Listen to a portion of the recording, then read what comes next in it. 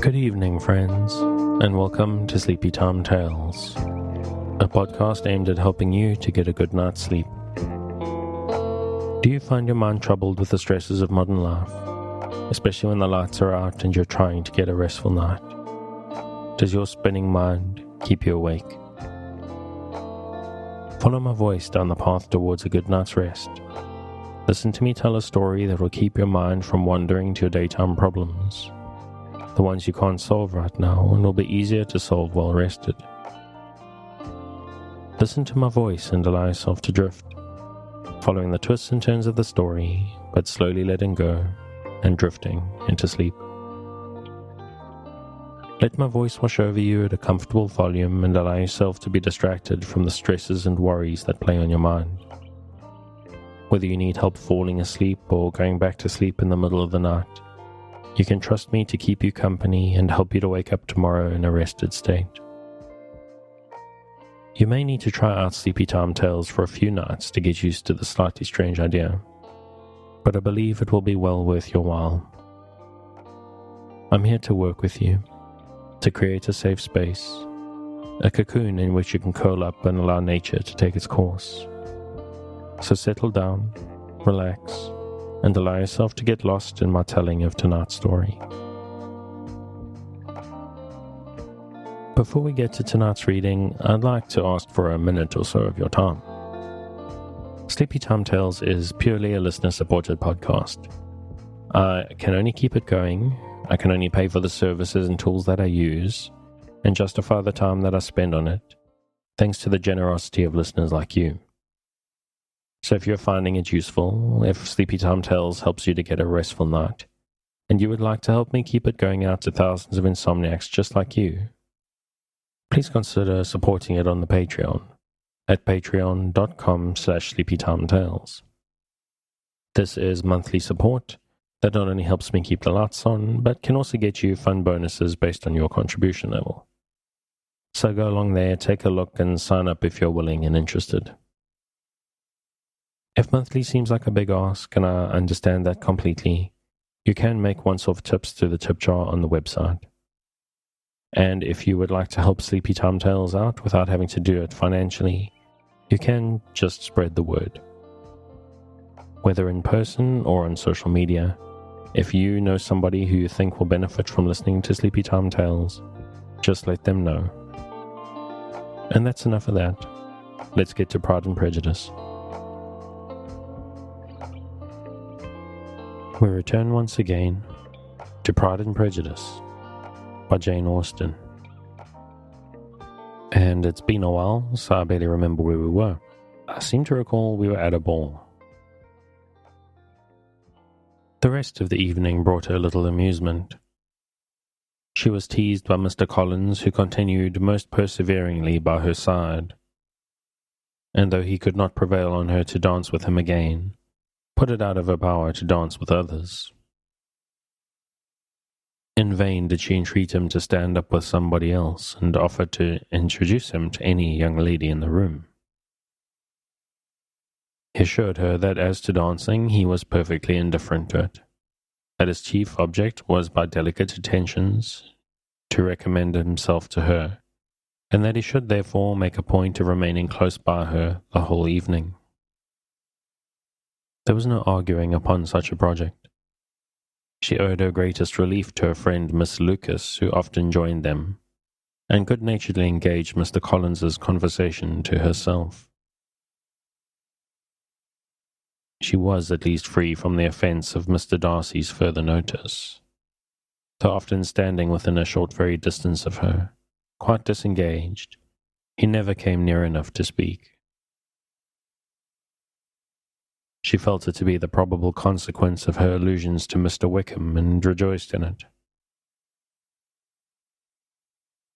The Longbourn party were the last of all the company to depart, and by a manoeuvre of Mrs. Bennet had to wait for their carriage a quarter of an hour after everybody else was gone, which gave them time to see how heartily they were wished away by some of the family.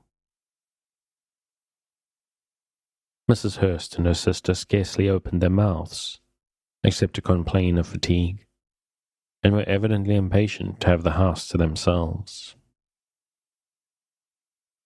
They repulsed every attempt of Mrs. Bennet at conversation, and by so doing threw a languor over the whole party, which was very little relieved by the long speeches of Mr. Collins, who was complimenting Mr. Bingley and his sisters on the elegance of their entertainment, and the hospitality and politeness which had marked their behaviour to their guests.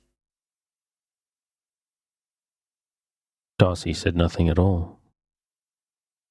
Mr. Bennet, in equal silence, was enjoying the scene. Mr. Bingley and Jane were standing together, a little detached from the rest, and talked only to each other. Elizabeth preserved as steady a silence as either Mrs. Hurst or Miss Bingley, and even Lydia was too much fatigued to utter more than the occasional exclamation of, "Lord, how tired I am," accompanied by a violent yawn. When at length they arose to take leave, Mrs. Bennet was most pressingly civil in her hope of seeing the whole family soon at Longbourn, and addressed herself especially to Mr. Bingley, to assure him how happy he would make them by eating a family dinner with them at any time, without the ceremony of a formal invitation. Bingley was all grateful pleasure, and he readily engaged for taking the earliest opportunity of waiting on her, after his return from London, whether he was obliged to go the next day for a short time. Mrs. Bennet was perfectly satisfied, and quitted the house under the delightful persuasion that, allowing for the necessary preparation of settlements, new carriages, and wedding clothes, she should undoubtedly see her daughter settled at Netherfield in the course of 3 or 4 months. Of having another daughter married to Mr. Collins she thought with equal certainty, and with considerable, though not equal pleasure. Elizabeth was the least dear to her of all her children, and although the man and the match were quite good enough for her, the worth of each was eclipsed by Mr. Bingley and Netherfield.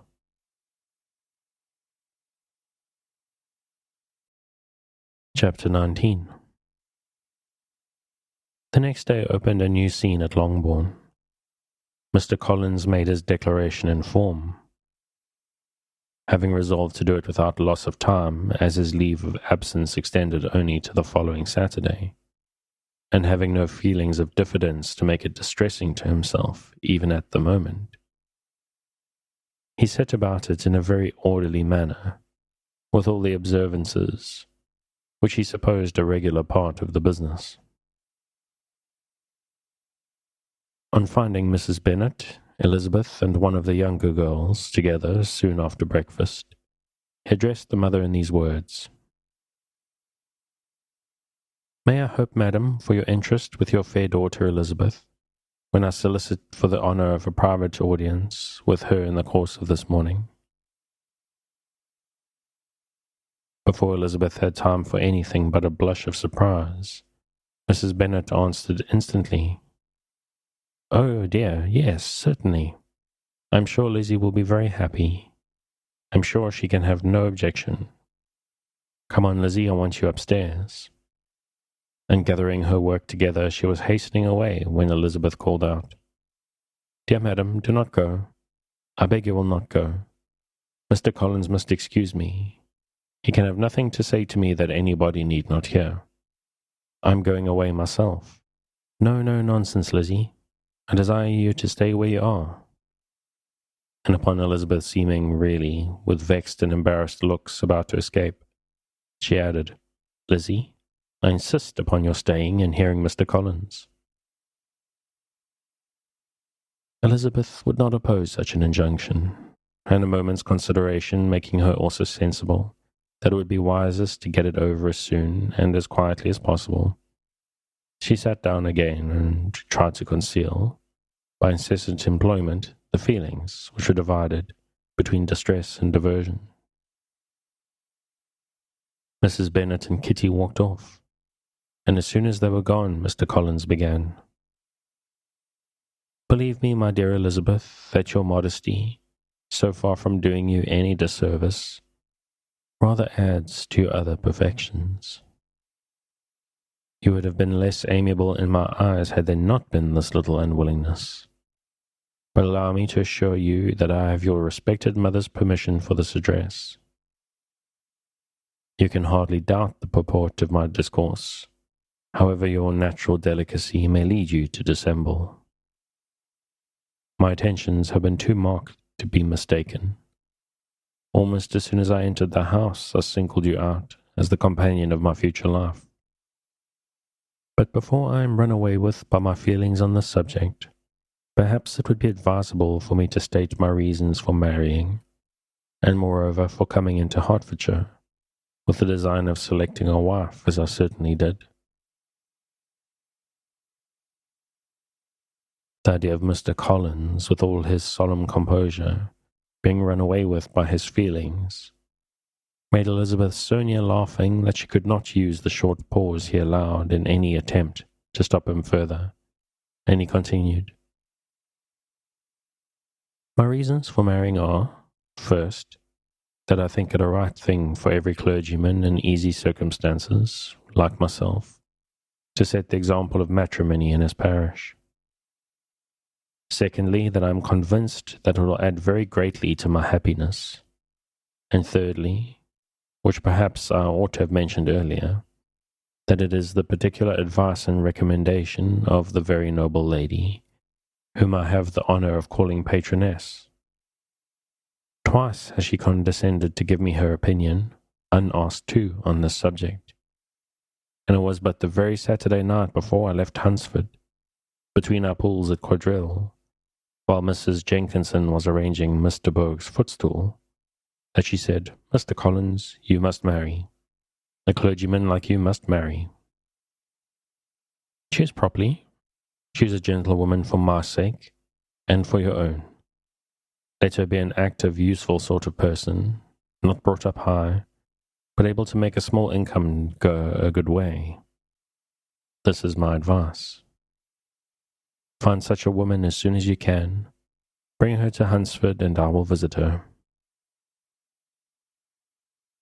Allow me, by the way, to observe, my fair cousin, that I do not reckon the notice and kindness of Lady Catherine de Bourgh as among the least of the advantages in my power to offer. You will find her manners beyond anything I can describe, and your wit and vivacity, I think, must be acceptable to her, especially when tempered with the silence and respect which her rank will inevitably excite. Thus much for my general intention in favour of matrimony. It remains to be told why my views were directed towards Longbourn instead of my own neighbourhood, where I can assure you there are many amiable young women. But the fact is that, being as I am to inherit this estate after the death of your honoured father, who, however, may live many years longer, I could not satisfy myself without resolving to choose a wife from among his daughters, that the loss to them might be as little as possible when the melancholy event takes place, which, however, as I've said, may not be for several years. This has been my motive, fair cousin, and I flatter myself it will not sink me in your esteem. And now nothing remains for me but to assure you, in the most animated language, of the violence of my affection. To fortune I am perfectly indifferent, and shall make no demand of that nature on your father, since I am well aware that it could not be complied with, and that £1,000 in the 4%, which will not be yours till after your mother's decease, is all that you may ever be entitled to. On that head, therefore, I shall be uniformly silent, and you may assure yourself that no ungenerous reproach shall ever pass my lips when we are married. It was absolutely necessary to interrupt him now. You are too hasty, sir, she cried. You forget that I have made no answer. Let me do it without further loss of time. Accept my thanks for the compliment you are paying me. I am very sensible of the honour of your proposals, but it is impossible for me to do otherwise than decline them. I am not now to learn, replied Mr. Collins, with a formal wave of the hand, that it is usual with young ladies to reject the addresses of the man whom they secretly mean to accept when he first applies for their favour, and that sometimes the refusal is repeated a second or even a third time. I am therefore by no means discouraged by what you have just said, and shall hope to lead you to the altar ere long. Upon my word, sir, cried Elizabeth, your hope is a rather extraordinary one after my declaration.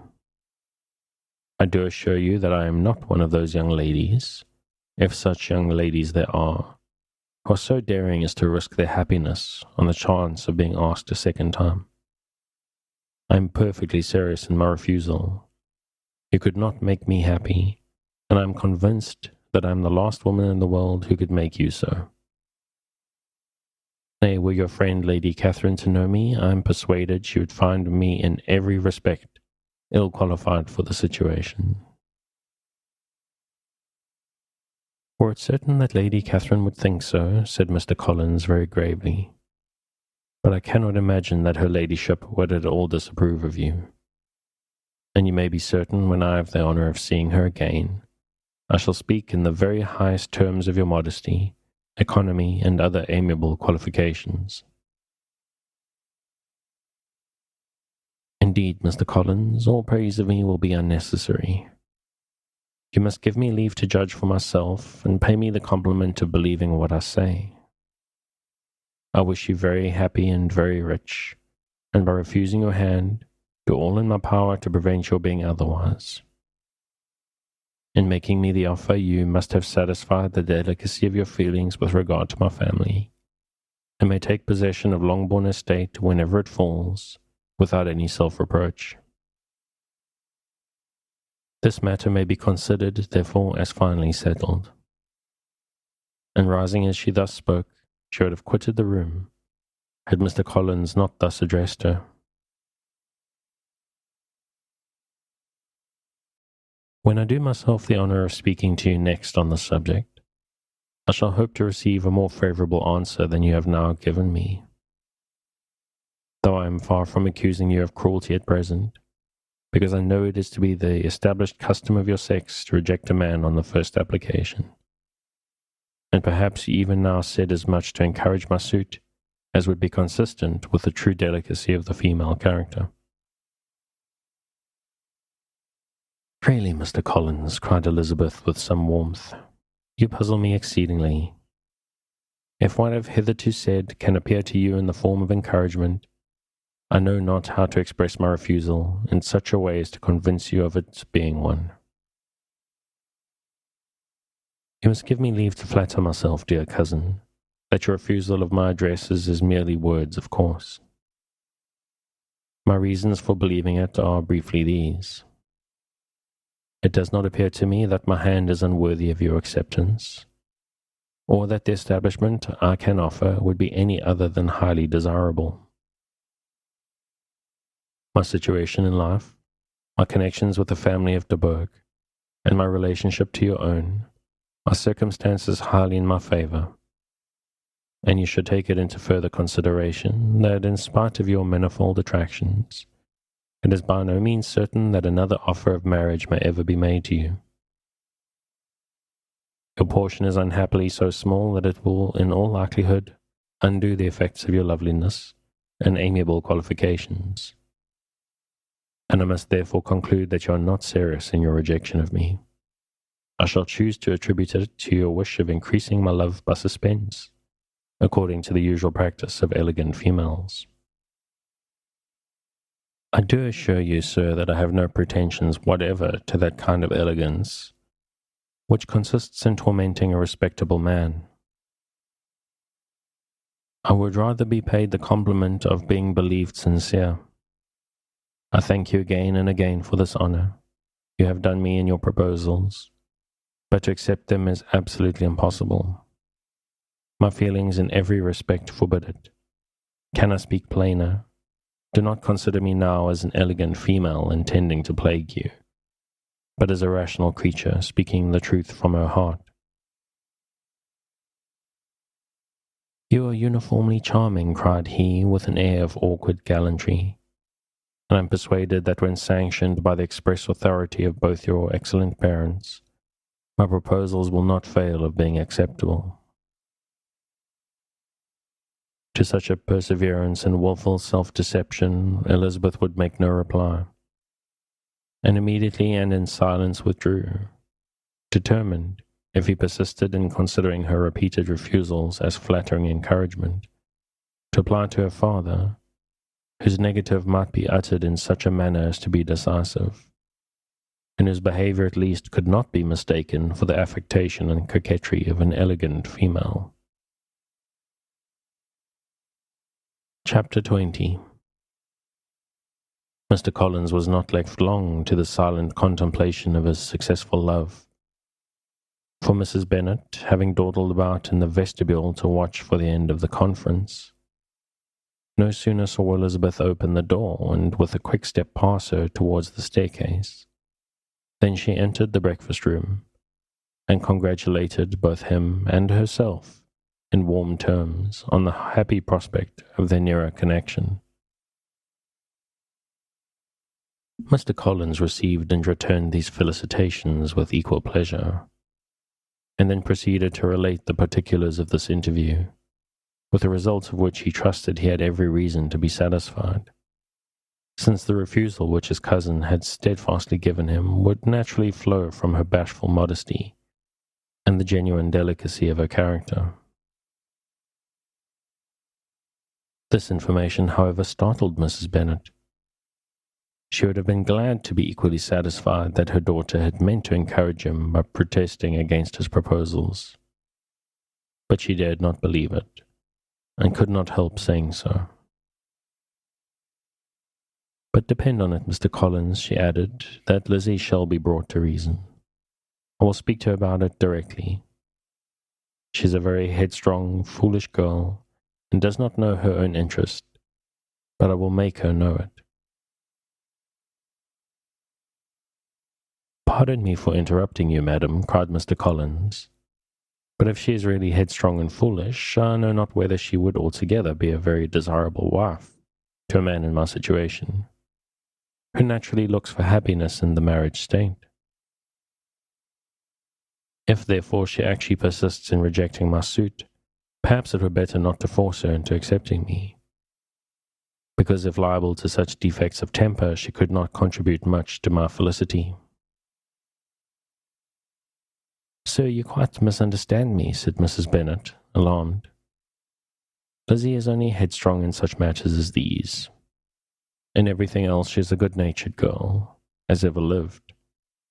I'll go directly to Mr. Bennet, and we shall very soon settle it with her, I am sure. She would not give him time to reply, but hurrying instantly to her husband, called out as she entered the library, "Oh, Mr. Bennet, you're wanted immediately. We are all in an uproar. You must come and make Lizzie marry Mr. Collins, for she vows she will not have him, and if you do not make haste, he will change his mind and not have her." Mr. Bennet raised his eyes from his book as she entered, and fixed them on her face with a calm unconcern which was not in the least altered by her communication. "I have not the pleasure of understanding you," said he, when she had finished her speech. "Of what are you talking?" "Of Mr. Collins and Lizzie. Lizzie declares that she will not have Mr. Collins, and Mr. Collins begins to say that he will not have Lizzie. And what am I to do on the occasion? It seems a hopeless business. Speak to Lizzie about it yourself. Tell her that you insist upon her marrying him. Let her be called down. She shall hear my opinion." Mrs. Bennet rang the bell, and Miss Elizabeth was summoned to the library. "Come here, child," cried her father as she appeared. "I have sent for you on an affair of importance. I understand that Mr. Collins has made you an offer of marriage. Is it true?" Elizabeth replied that it was. "Very well, and this offer of marriage you have refused?" "I have, sir." "Very well. We now come to the point. Your mother insists upon your accepting it. Is it not so, Mrs. Bennet?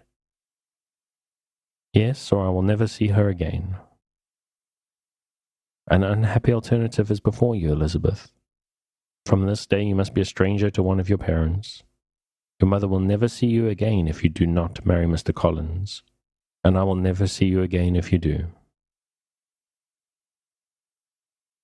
Elizabeth could not but smile at such a conclusion of such a beginning. But Mrs. Bennet, who had persuaded herself that her husband regarded the affair as she wished, was excessively disappointed. What do you mean, Mr. Bennet, in talking this way? You promised me to insist upon her marrying him. My dear, replied her husband, I have two small favours to request. First, that you will allow me the free use of my understanding on the present occasion, and secondly, of my room. I shall be glad to have the library to myself as soon as may be. Not yet, however, in spite of her disappointment in her husband, did Mrs. Bennet give up the point. She talked to Elizabeth again and again, coaxed and threatened her by turns. She endeavoured to secure Jane in her interest, but Jane, with all possible mildness, declined interfering, and Elizabeth, sometimes with real earnestness, and sometimes with playful gaiety, replied to her attacks. Though her manner varied, however, her determination never did. Mr. Collins, meanwhile, was meditating in solitude on what had passed. He thought too well of himself to comprehend on what motives his cousin could refuse him, and though his pride was hurt, he suffered in no other way. His regard for her was quite imaginary, and the possibility of her deserving her mother's reproach prevented his feeling any regret. While the family were in this confusion, Charlotte Lucas came to spend the day with them. She was met in the vestibule by Lydia, who, flying to her, cried in a half-whisper, I'm glad you are come, for there is such fun here. What do you think has happened this morning? Mr. Collins has made an offer to Lizzie, and she will not have him. Charlotte hardly had the time to answer before they were joined by Kitty, who came to tell the same news. And no sooner had they entered the breakfast room where Mrs. Bennet was alone, than she likewise began on the subject, calling on Miss Lucas for her compassion and entreating her to persuade her friend Lizzie to comply with the wishes of all her family. Pray do, my dear Miss Lucas, she added in a melancholy tone, for nobody is on my side. Nobody takes part with me. I am cruelly used. Nobody feels for my poor nerves. Charlotte's reply was spared by the entrance of Jane and Elizabeth. Aye, there she comes, continued Mrs. Bennet, looking as unconcerned as may be, and caring no more for us than if we were at York, provided she can have her own way.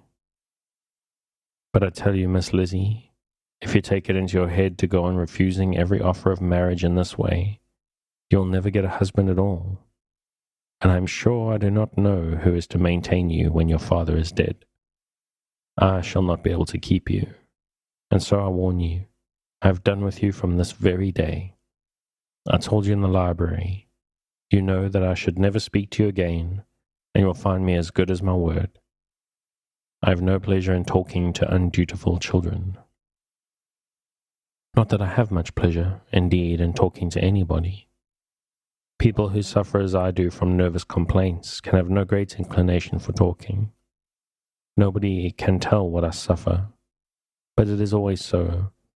Those who do not complain are never pitied. Her daughters listened in silence to this effusion, sensible that any attempt to reason with her or soothe her would only increase the irritation.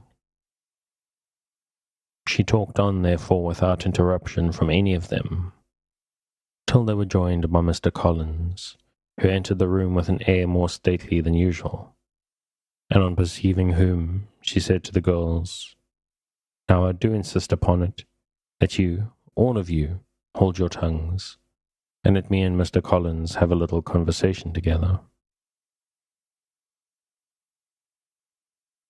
Elizabeth passed quietly out of the room. Jane and Kitty followed, but Lydia stood her ground, determined to hear all she could. And Charlotte, detained first by the civility of Mr. Collins, whose inquiries after herself and all her family were very minute, and then by a little curiosity satisfied herself with walking to the window and pretending not to hear. In a doleful voice, Mrs. Bennet began the projected conversation of Mr. Collins.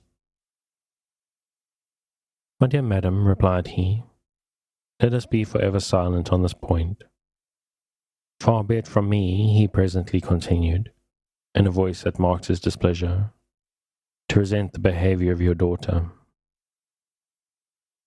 Resignation to inevitable evils is the duty of us all, the peculiar duty of a young man who has been so fortunate as I have been in early preferment, and I trust I am resigned. Perhaps not the less so from feeling a doubt of my positive happiness had my fair cousin honoured me with her hand. For I have often observed that resignation is never so perfect as when the blessing denied begins to lose somewhat of its value in our estimation.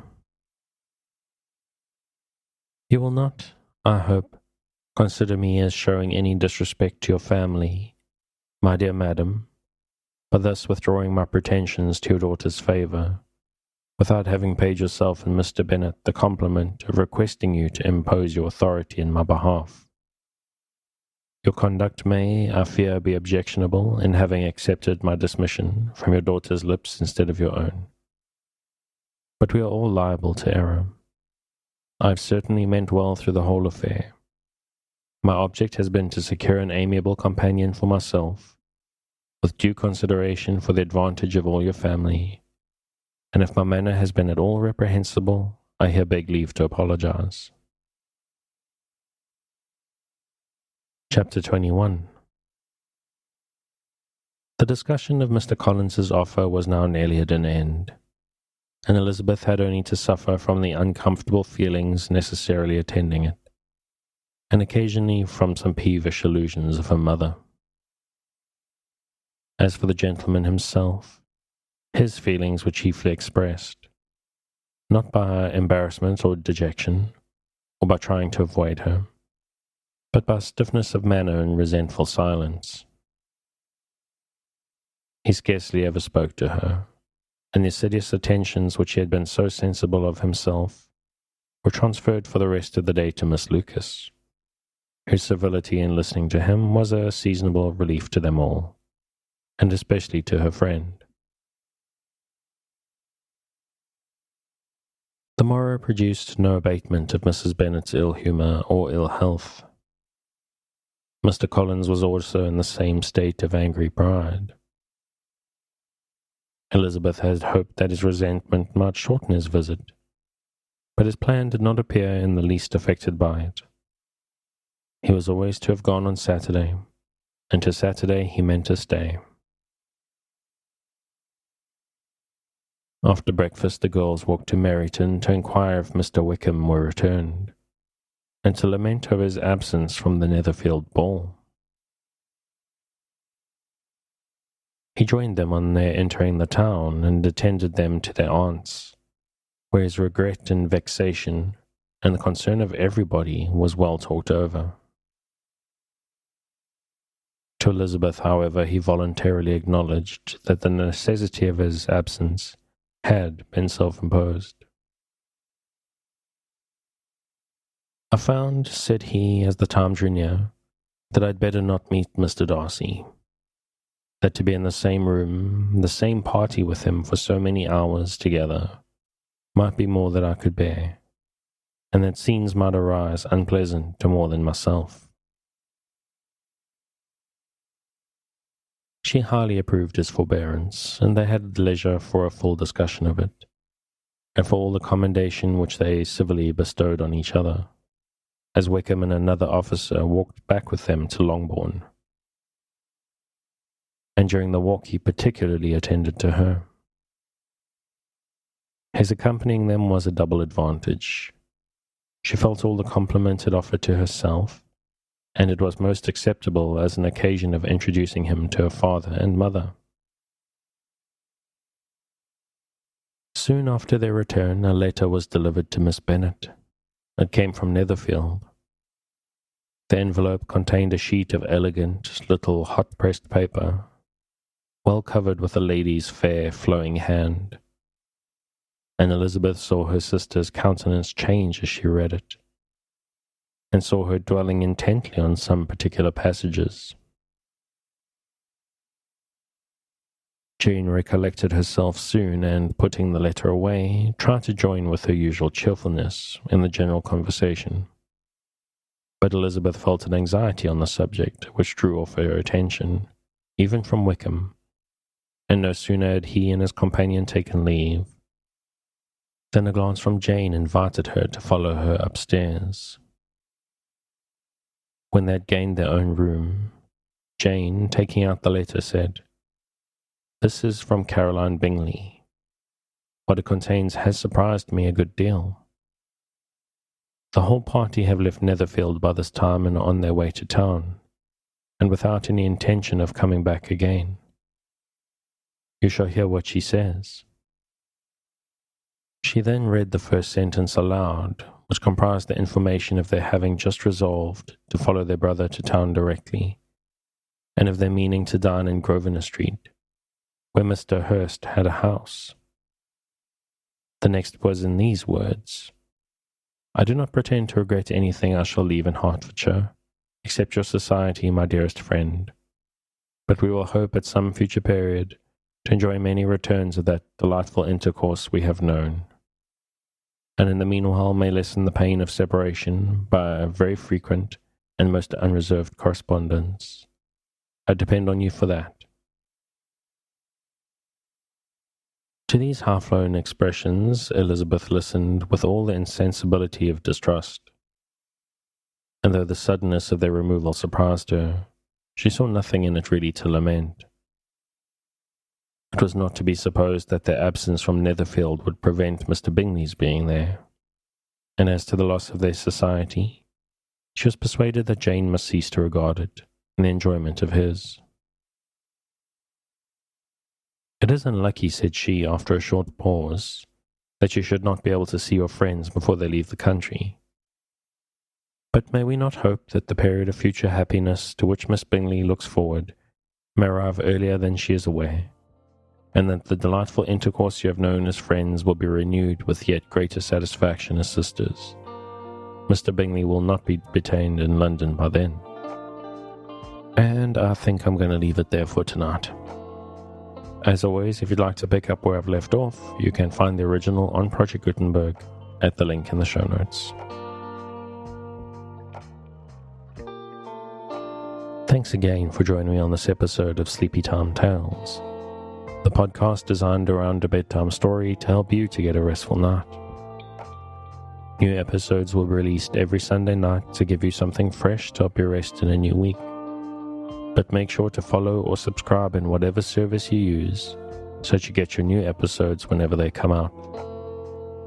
Good night and sweet dreams.